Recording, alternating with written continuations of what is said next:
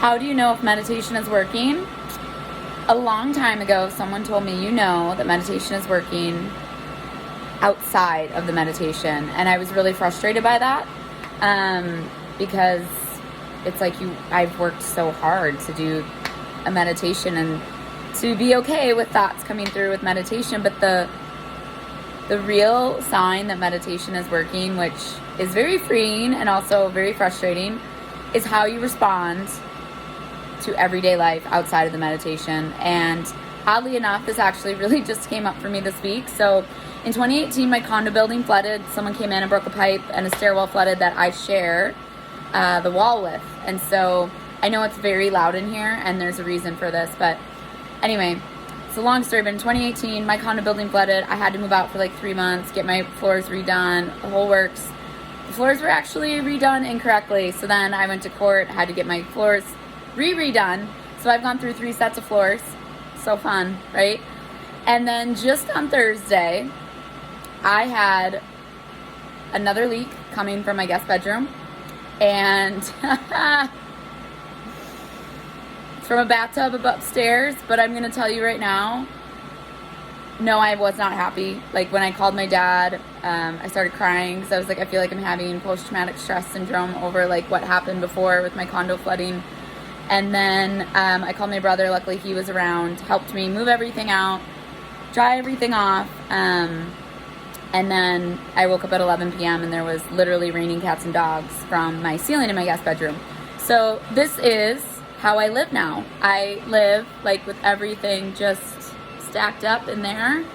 I have an air dryer next to my bed. Isn't that fun? I come in and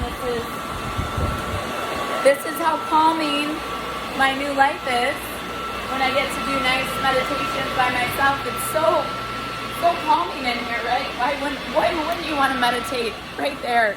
Oh yeah, and then this is now my living room. And I have a air fryer, not air fryer, oh my god, what do you call that thing? Whatever. Anyway, my point is with this is I know in 2018 how I responded to that. I mean, I thought of every victim thought in the world of, it's all me, I'm all by myself. Like, why did this happen to me? Like, this is so not okay. Like, I was so angry and I was so mad. And I'm still not happy about this. I'm not going to call this a fun little expedition that I'm going on. But I will say that I have responded differently because there's some not great things out there in the world. And this really is not a big deal. In the big scheme of life, it's all things can be replaced. It's going to put me out. I'm going to have to move out of here. Because, they found mold. That's fun. And it's not going to be easy. But I really will say that because of meditation, I've been handling this so much differently. I just feel like I keep being reminded of this. It's a story. It's a Buddhist story, and if you know this story, I'm probably butchering it. I don't remember all the details, but it's an old story about a farmer, and someone comes up to him one day and is like, oh my gosh, you are so lucky. You have the biggest farm with the most beautiful horses. You are so rich with all these horses. He's like, am I? So then the next day the fence breaks and all the horses get out. So the neighbor comes back over and says to the farmer, oh, that's so unlucky. Like, you lost everything. And he goes, is it? And the next day, soldiers come through and they're looking for extra horses. Anyone who has extra horses, they have to give them away. Well, the neighbor comes back over to the farmer and says, oh my gosh, farmer, wow, that's so cool. That's so great for you. And he says, is it? And the very next day, they find the horses. And they bring them back. The horses just naturally come back out of nowhere.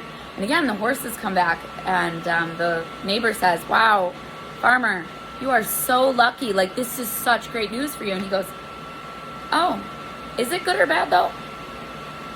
So the very next day, his son gets on a horse, gets bucked off, and he breaks his leg. Neighbor comes back over. Hey, farmer, that's so unlucky. It's really tough. Bad news. And the farmer goes, is it bad news? And the very next day, the soldiers come back, and they're looking for all able-bodied men to go off to war and help them fight. Well, the son broke his leg, so he can't.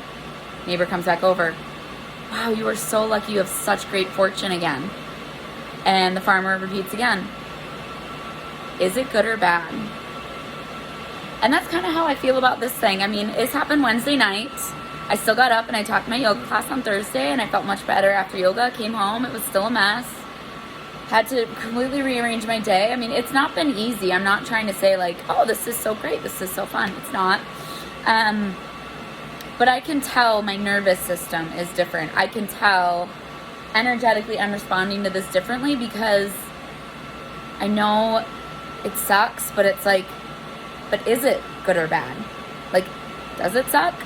Maybe it reminds me that I really do have a lot of really beautiful things in my condo that I really love. And, you know, not all of it got ruined. So maybe I'm very grateful for that. Maybe it'll make me appreciate silence even more. That would be a funny laugh from the universe, right?